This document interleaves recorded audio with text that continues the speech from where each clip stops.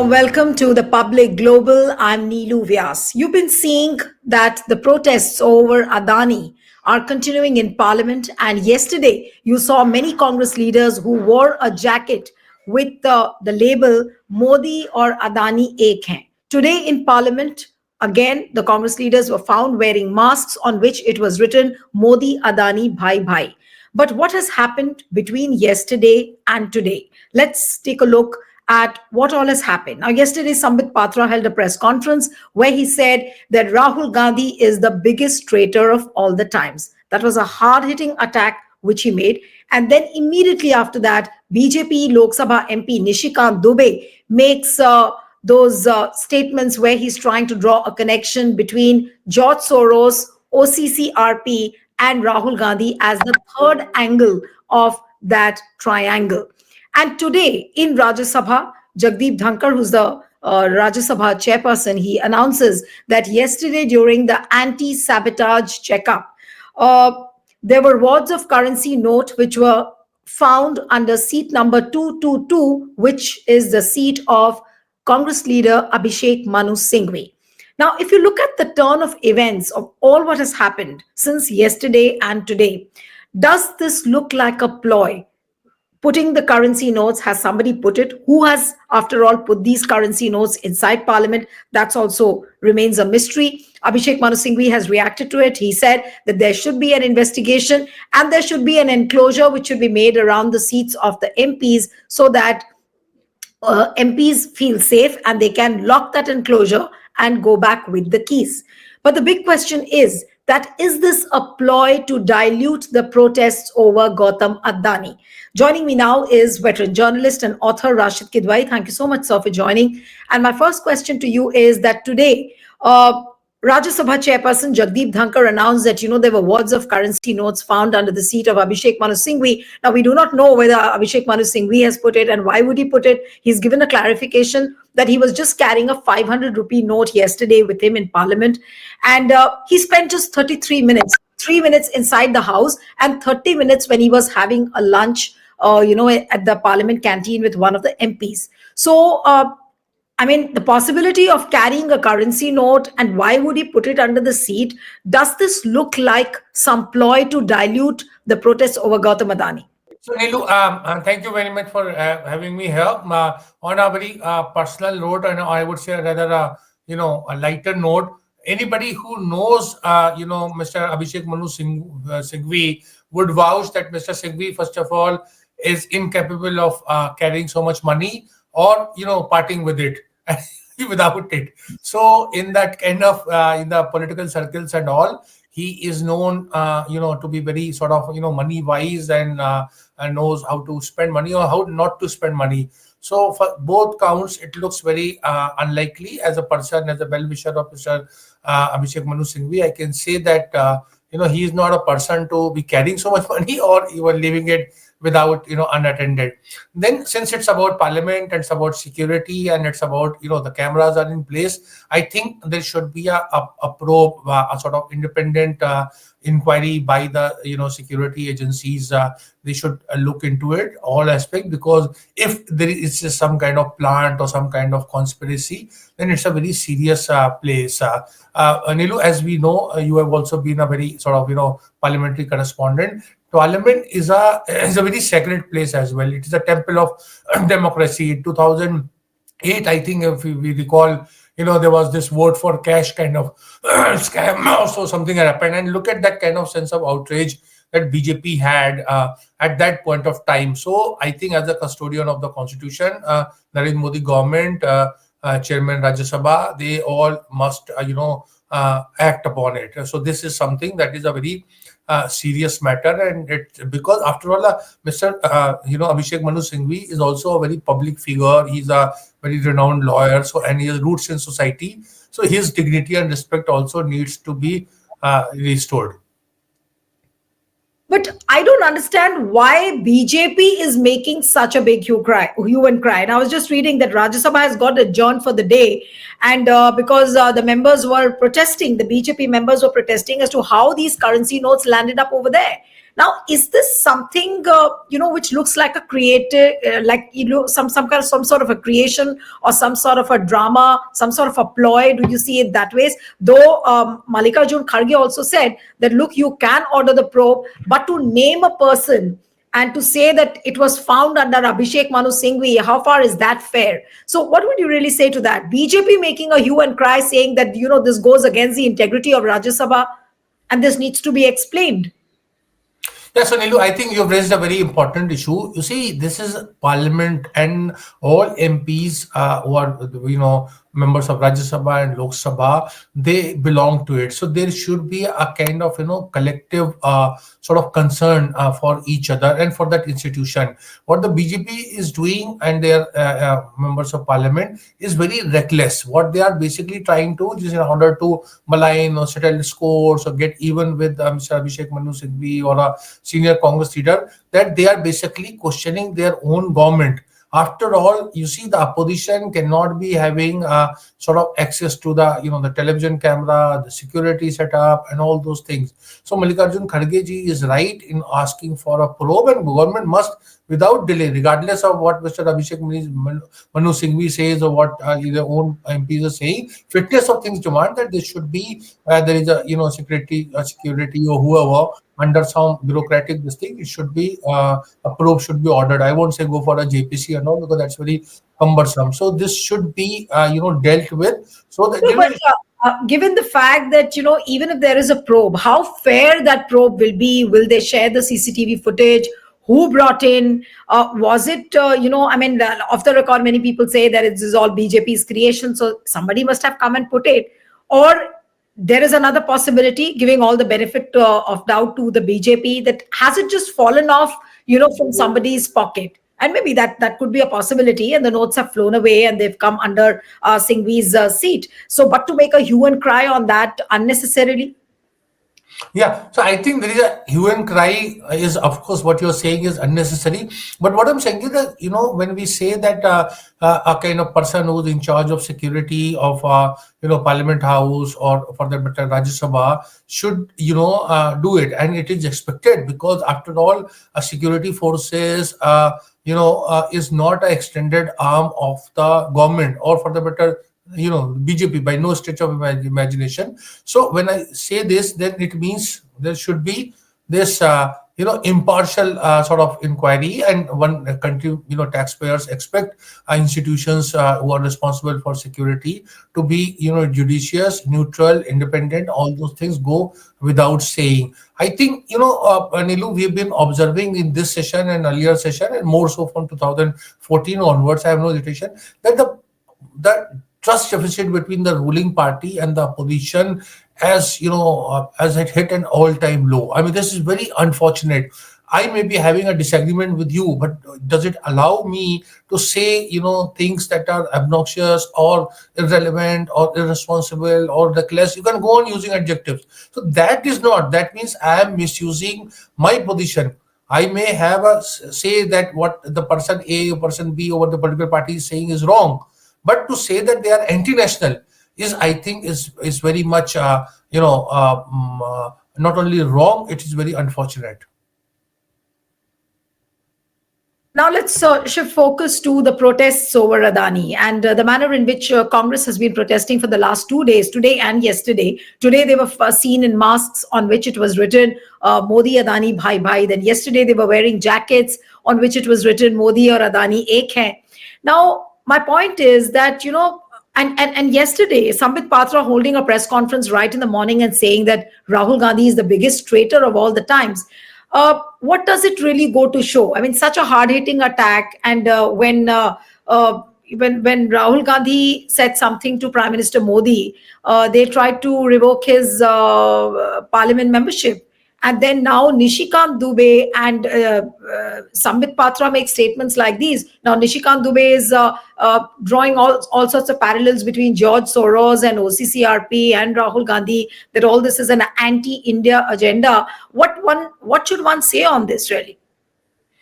So, Dilu, you have raised several issues. Let's address one by one. The kind of allegations that the BJP or Nishikant Dubey or Sambit Patra are saying is a Tota Mehna ki kahani. It has no relevance where, facts, fictions, and fantasy, they all are a kind of, club together. And this is something very unfortunate. I don't want to, say that this is what they are doing is wrong. But Nilu, if you examine it, in a sort of in a very neutral manner, you realize that both Mr. Nishikant Dubey and Mr. Sambit Patra are basically criticizing and finding faults with the government of the day, that is being Narendra Modi government. Because assuming that some irregularities are happening, according to me, if at all, these are all comes in the ambit of propriety or being inappropriate this thing or reckless statements or those. If there is a sort of criminal intent or a criminality of it, then it is government. Why do we have a government? We have a government because so that the government can protect constitution, enforce rule of law. That means that for 10 years or whatever period you look at, the government of India is not fulfilling its duty. It's Prime Minister Mr. Modi, Home Minister Mr. Amit Shah, the External Affairs Minister Mr. Jaishankar, all of them, and for the matter, Finance Minister. Or if the sort of so many wrongdoings are happening, particularly international players are coming and reportedly playing havoc, etc. What I found it very frustrating and upsetting as a citizen of the country, that certain names were dragged. Yesterday I was in a TV debate where they took the former NSA's name. Now, imagine, Nilu, this is a serious thing. The NSA, National Security Advisor, is not a Manmohan Singh nominee or any Prime Minister nominee. It belongs to the country. And for a person, Mr. Shiv Shankar Menon, who was a former foreign secretary and who had held very responsible position, and he was an NSA. Now, if you say that he was acting against the interests of the nation, then that's a very serious allegation. Either such allegation should not be made. If you're making it, then you should substantiate it and whatever things it want. So I am saying that this is something I feel hurt, not so much as a journalist but as a citizen of the country. So therefore, that Lakshman Rekha of decency. See, I can understand the worldview of BJP is different from the Congress worldview, but the Congress has won 3 decisive wars against Pakistan: 1948, 1965, 1971.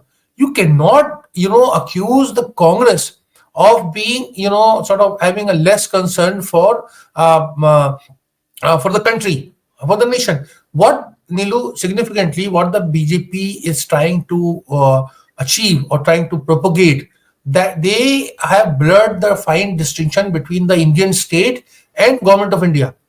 So my allegiance to to the Indian state, or for the matter Nilu, yours or anyone else, is absolute, non-negotiable.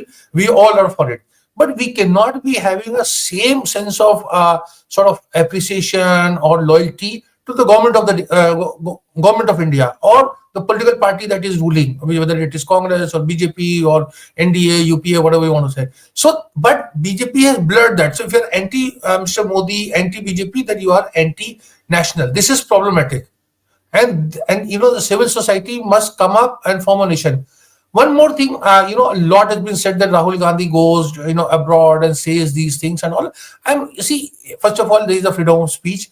Be in the era of internet and sort of Twitter and Insta and Facebook. How do we decide what is within the boundaries of nation and what is outside? I mean, if I tweet, what does it mean? Is it a sort of domestic thing or is it international? Because the Twitter, there is a company X, it belongs to US, and all the major these things are there platforms.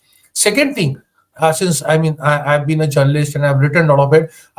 See, when emergency was imposed, Mr. George Fernandez and several others, people sort of particularly socialist, and they all had gone all over the world to showcase how Indira Gandhi was being dictatorial, or she was, a dictator, which was that time it was fair enough. I mean, they were making a political point. I'm not going into the freedom struggle part. At that time also, all the freedom fighters used to go abroad and talk about, you see, what the British was doing. But let's not get into this pre-47 thing. I'm talking about, it was very clear that what happened in 1975 to 77 was all highlighted in the international forum. So what, Right. and Modi himself, when he became prime minister, several times he went abroad, Germany and elsewhere, where he said opposition is not doing what it should be doing and all that. So I am saying, if it is fair for one, then it should be fair for other.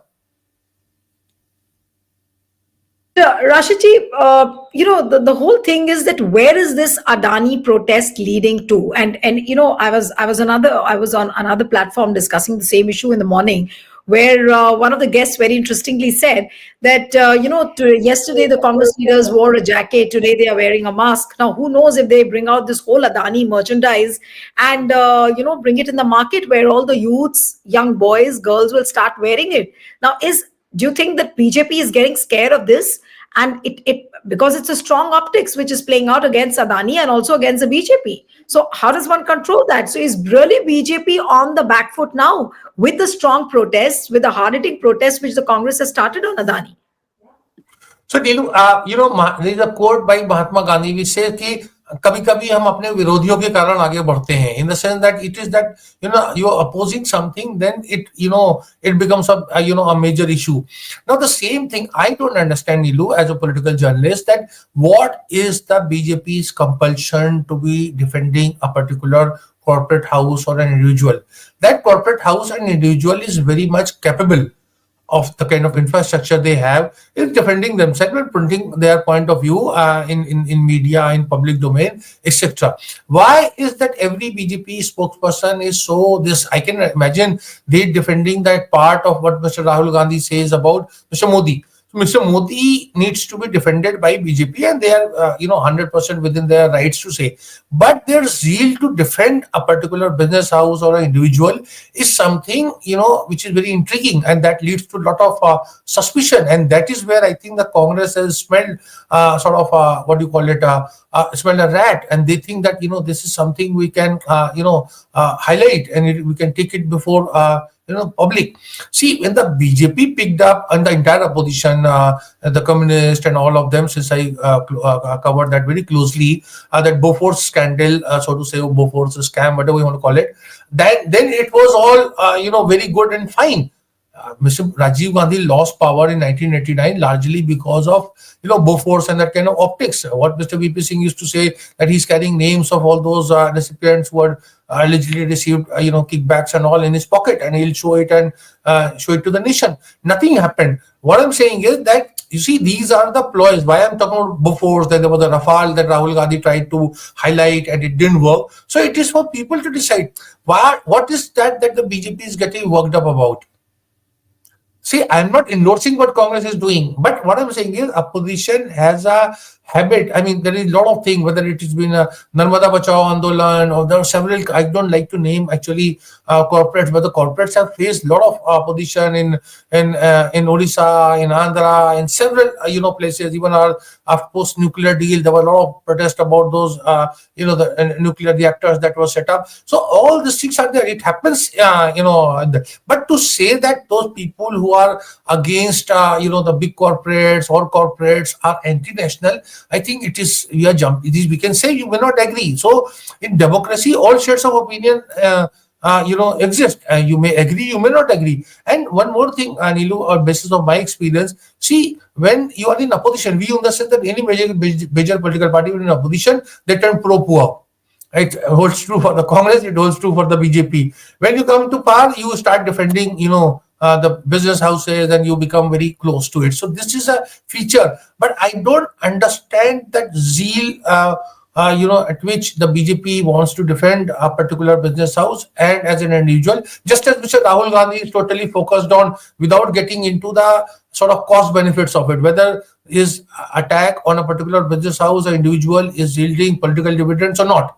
This also Congress needs to figure it out, and the entire aspect of opposition unity, that Mamta is saying something different and Samajwadi Party saying No, but something different. Rashid, would you also look at the way Congress is finding innovative methods to, sustain this protest on Adani, wearing jackets, wearing masks? So BJP is also competing, and trying to counterbalance everything by Sambit Patra holding a press conference where he calls out Rahul Gandhi as a traitor. Then Nishikant Dubey speaks inside the house. I'm sure nothing is going to be expunged. and neither is Om Birla going to take any action against him, despite a privilege notice which has been served. And so and now today the currency notes controversy. So is BJP also finding innovative methods to dilute? The more the attacks are being stepped up on the Adani issue by the Congress, the more BJP is trying to get more innovative and trying newer methods. Will it, like, does it all end up in a very a stupid kind of a situation? Yes, Nilu, I think this is a very sort of a very poor reflection on our political class and the kind of the quality of leadership that we have. Here is a government, as I said, Rahul Gandhi is, a kind of, so to say, offensive has two parts. One is about a particular individual doing, wrongdoings, and in America there is sort of inquiry going on and all kind of allegations. This is all in the realm of allegations. So I look at it in a very clinical way, and the alleged proximity with the political class or with the political establishment. The BJP has all the rights in the world to defend that particular part of it, where Mr. Rahul Gandhi alleges that the proximity between an industrial house and an individual or a political leader of our country. So they need to defend. But what they are doing in the process is they are defending that business house. So if somebody says something, whether it's in US or so, it is dubbed as something that is being against the national interest. I don't think so. A lot of people don't think so. And secondly, that business house is very much capable of defending itself. So give them a chance to say that, and they can lobby or whatever things that they want. They are free to do so. So this is a thing. But I think on the part of Rahul Gandhi also, see. India is also, Nilu, as I said, allow me to say this, since a friend of mine had said, but that whatever you say about India, the opposite is equally true. So, in that context, the political potency of attacking, targeting one individual or one business house has, a sort of limitations. So, Mr. Rahul Gandhi, and of course, the entire ambit of India Alliance, unity, etc. So, there also that some kind of cost-benefit analysis should be conducted. Whether we just saw in Maharashtra, there was a big major issue was there, that flight of industry from Maharashtra to Gujarat, etc. The people have not bought that. In a way, one can say that after the results, the kind of verdict MVA got, Uddhav Thackeray and Sharad Pawar and the Congress party. So some lessons have to be, learned. But it seems the opposition led by Mr. Rahul Gandhi is very focused. They have found that this is something that is going to hurt. They're very much convinced. So my only argument is that it's fine. The political party is entitled to do so, but at least have some kind of data, have some kind of survey, have some kind of feedback to know that what you're doing is correct or not. I mean, in the sense whether it is fetching votes or not. Finally, to ask you, as we would just wind up the show, that do you think this post-US indictment, this is one big issue which could really put Modi on the back foot? I think, see, the indictment, because it comes from, when we say about US, it's not, we're talking about country, there are institutions, there are, there's systems of working. It's a very, as we understand, it's a very vibrant democracy. So therefore, and as I said, at the same time, we have to say that this is in the realm of allegation, but it's a very serious matter, because several state governments of India reportedly, allegedly been doing this. So this, as a nation, we must, I think, take a note of it or respond to it through, as I said, a commission of inquiry by a Supreme Court sitting judge, retired judge, or some kind of thing should be there. We just cannot brush it aside that, the US or US institutions are trying to destabilize, and look at their backyard, what they do. I think that is all, very wrong. The fact that the BJP is trying to blur that line between the business house and the kind of political leadership is something problematic, and I think that is where Mr. Modi, you were saying, seems to be on a defensive. If they are able to de-link it, that I mean, this is about one corporate, and let that corporate fight it out. But that approach, as a political journalist, in terms of optics, is a relative thing, but is somewhat missing, or we are not getting the that import. We look at it, we get a feeling, and feelings are something that are is not substantiated. That as if attack on Adani is an attack on Mr. Modi. Now, this is exactly what Rahul Gandhi is trying to say. So the BJP needs to become clever and wiser. Okay, thank you so much, Rashid ji, for joining on the Public Global. Thank you very much. Thank you. Thanks.